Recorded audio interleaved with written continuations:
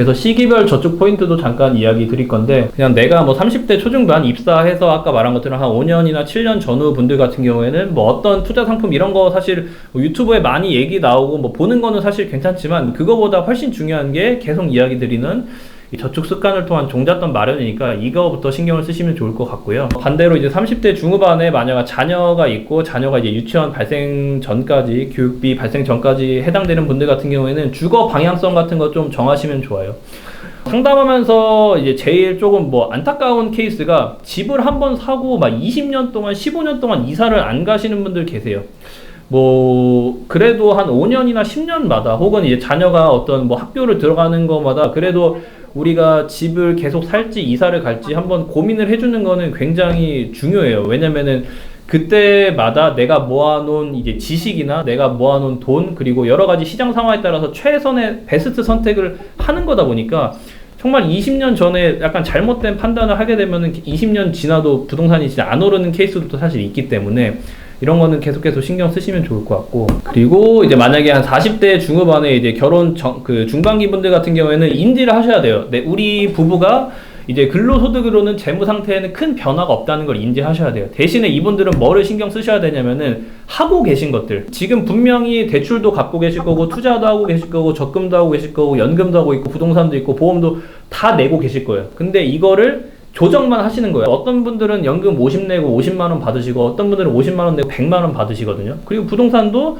뭐 서울에 깔고 있는 거랑 뭐 지방 이제 외곽에 깔고 있는 거랑 또 다른 거고, 보험도 같은 50만원 내도록 다르다 보니까 이런 것들 꼭 파악해 보시면 좋을 것 같고요. 그리고 이제 50대 분들 같은 경우에는 이제 중요한 게 이제 뭐 근로지속 연령 늘리기나 이제 현금흐름 고민인데, 더 중요한 거는 이제 실질적으로는, 이거는 30대, 40대, 50대 분들 같은 건데, 결국에 우리가 지금까지 이제 근로소득을 하면서 쌓은 것들을 이제 50대 이후부터는 이제 잘 인출해서 쓰셔야겠죠. 근데 이거를 어떤 식으로, 어디에서 얼만큼 어떤 세금 혜택으로 나오는지를 좀 잘 캐치를 하셔야 돼요. 우리가 이제 지금이야 근로소득으로 생활을 하고 계시지만, 은퇴하게 되면은 이제 국민연금도 있으실 거고, 퇴직연금도 있고, 국외연금도 있고, 연금보험, 연금저축, IRP, 월세소득, 뭐 이자소득 이런 것들도 있는데, 각각의 항목들이 뭐 종신수령이 되는 것도 있고 안 되는 것도 있고, 세금 혜택도 다 다르고, 뭐 종합과세나 건보료도 사실 다 다르거든요. 내가 하고 있는 것들이 어떻게 되고 얼마씩 나오는지 한번 파악을 해보셔야 돼요. 이런 것들은 이제 그런 얘기라고 보시면 좋을 것 같습니다. 이제 부동산 같은 경우에는 뭐 얘기 많이 드리냐면은, 제가 뭐 부동산 전문가는 아니지만 뭐 저도 이제 집을 사고, 제가 이제 대한민국에서 이제 재무상담소로서 갖고 있는 생각을 좀 이야기 드리면은, 그냥 부동산을 여러분도 당연히 생각을 할 때는 뭐 투자도 있고 거주도 있지만, 대한민국에서는 어쨌든 투자랑 거주는 당연히 같이 해서 고려를 해야 될 수밖에 없어요. 뭐 땅덩어리가 이제 워낙 좁기 때문에. 근데 여기서 뭘 얘기 드리고 싶냐면은, 2018년도 어떤 부동산 제가 이제 시세표 실거래가를 캡처해 온 거예요. 자, 2018년도에 한 서울의 아파트가 30평대가 1월 달에 7억 3천으로 거래가 됐어요. 근데 2월 달에 8억 3천이 거래가 됩니다.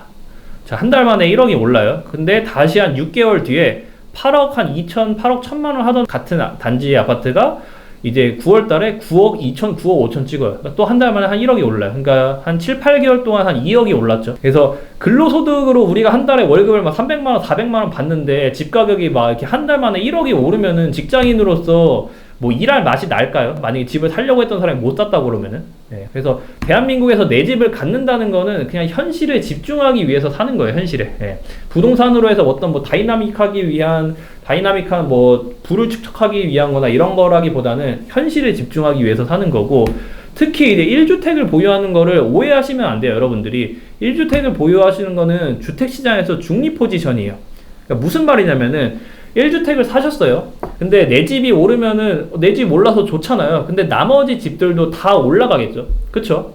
근데 내 집을 샀어요. 근데 떨어져요. 그럼 내 집이 떨어져서 슬프지만 나머지 집들도 다 떨어지잖아요. 네.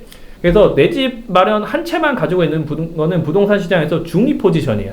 근데 어떤 분들은 돈이 남아서 주식을 하지 않고 부동산을 사는 거는, 2주택, 3주택, 다주택을 하는 거는 부동산이 오를 거라는 거에 베팅을 하는 거잖아요. 그쵸? 근데 반대로 돈이 있어요. 돈이 5억, 10억 있는데도 집을 안 사는 분들이 계세요. 그분들은 집 가격이 단기에 너무 많이 올랐기 때문에 떨어질 거라는 거에 베팅을 하시는 거예요. 그러다 보니까 내가 부동산 시장이 오를지 떨어질지 잘 모르겠다. 그런 분들은 더더욱 1주택은 이런 이유 때문에 사셔야 된다는 거예요. 예. 2주택, 3주택을 사는 거를 뭐 조심을 하셔야 되지 1주택을 사는 거를 막 두려워하실 필요는 없으세요. 2021년의 최고 유행어 혹시 뭘까요? 부동산이나 이런 거랑 비슷한 이야기인데 또 이것도 보여드리면 알 거예요. 포모 증후군. 나만 없어 서울 아파트, 나만 없어 테슬라 주식, 나만 없어 에코플로. 이때 막 2017년, 18년에 뭐 예전에 막 테슬라 많이 올랐고 부동산 많이 오르고 뭐 작년에 이제 막 올 초에 막 에코프로 이런 거 많이 오를 때 풍호증후군 이런 거 많이 이야기했었어요. 그래서 우리가 사람들이 상대적으로 주식 같은 거 많이 하잖아요. 그래서 지금 화면에 보이는 게 1983년도부터 2023년까지 코스피 주가 추이거든요. 1983년도에 100이었는데 지금 현재 이제 2300 정도에서 40년 동안 한 23배 올랐는데 주식 보게 되면 변동성이 사실 되게 큰데 지나고 보면은 우상향 한다고 이제 막 우리 막 존버하자 이런 얘기 많이 하잖아요. 사실 부동산도 똑같아요. 부동산도 1974년, 75년부터 2017년까지 지금 한 40년치 보게 되면은 이게 주황색이 물가 지수고요. 이 회색깔이 주택가격 지수예요. 그냥 물가 오르는 것만큼 주택가격도 사실 똑같이 올라요. 똑같이 올랐다가 이 이후에 뭐 17년 이후에도 쭉 올랐다가 잠깐 빠졌다가 이제 또 다시 또 반등을 했고 그래서 뭐 내 집을 사는 거 1주택을 사는 거에 대해서는 너무 그렇게까지 막 두렵지게는 생각을 개인적으로 안 하시면 좋을 것 같고요.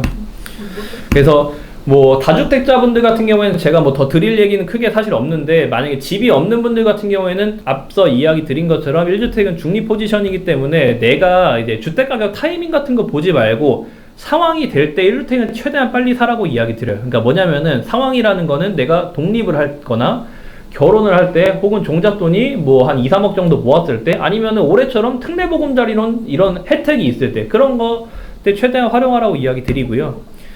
그리고 이제 주택가격 결정짓는 요소는 뭐 다들 잘 아실 거예요. 이제 우리 이제 아파트라고 하게 되면은 아파트가 깔고 있는 땅의 가치, 서울에 깔고 있냐, 지방에 깔고 있냐, 땅의 가치랑 그리고 그 땅 위에 이제 신축 아파트냐, 뭐 40년 된 이제 노후화된 아파트냐에 따라서 가치가 형성이 되는데 깔고 있는 땅의 가치는 한정되어 있다 보니까 계속해서 오르는데 반해 신축 아파트는 이제 계속해서 줄어드는 거죠.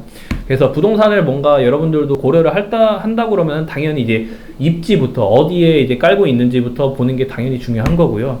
당연히 뭐 깔고 있는 땅이랑 직주 근접, 학군, 역세권, 뭐 신축, 숲세권, 주변 인프라 이런 거 다 고려해가지고 교집합 되는데 살면은 너무 좋죠. 근데 너무 좋지만 그게 다 교집합 되는 거는 너무 비싼 강남이다 보니까 이제 우리는 하나하나씩 어쩔 수 없이 포기를 해야 되는 거고 그래서 첫 집 살 때는 현실적으로는 어쨌든 직장 다녀야 되니까 직장 다니기 편한 이제 직주 근접을 본다고 보시면 좋을 것 같고 그리고 1주택자분들 같은 경우에는 상담하면서 그런 이야기를 되게 많이 드려요. 꼭 상위 급지로 이동 같은 거 고민해 보시라. 집 사셨는데 뭐 한 5년 정도 뭐 3년 정도 지나거나 10년 정도 지나서 대출도 다 갚았다 이러면은 계속해서 고민해 보라고 이야기 드려요. 고민을 하셔가지고 내가 이사를 갈 수 있을지 갈 수 없을지에 대한 결국 핵심은 앞서 이야기 드렸던 것처럼 현금 흐름이에요. 내가 3억 정도 대출을 받는데 한 달에 이제 40년 상환으로 해서 원리금 금액을 우리 저축 여력에서 낼 수 있는지 없는지 한 달에 우리가 한 300 정도 저축하는데 134만원 정도 대출 원리금으로 내서 3억 정도 받는 거는 전혀 부담되는 상황이 아니라는 거예요. 추가적으로 이야기 드릴 거는 그런 케이스가 되게 많아요. 한 4, 5억 정도 산 아파트가 7억 정도 됐고 이제 대출도 많이 갚았어요.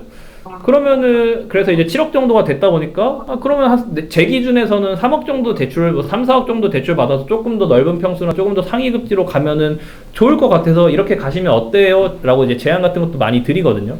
그리고 이런 상황에서는 이제 대출이랑 같이 고려하셔야 될 게 이제 세부적으로 부대 비용으로 나가는 게 10억, 9억 우리가 넘어가게 되면은 취득세도 많이 나가는 거 아시죠? 3.3% 돼요. 그럼 취득세만 한 3억 3,300만 원 정도 나가는 거고 인테리어 비용도 만약에 구축으로 가게 되면은 막 5천 이렇게 나가면은 부대 비용만 한 1억 정도가 들어가거든요. 그래서 이런 것들도 이제 같이 좀 고민을 하셔야 되는 게 중요 포인트라고 보시면 좋을 것 같고.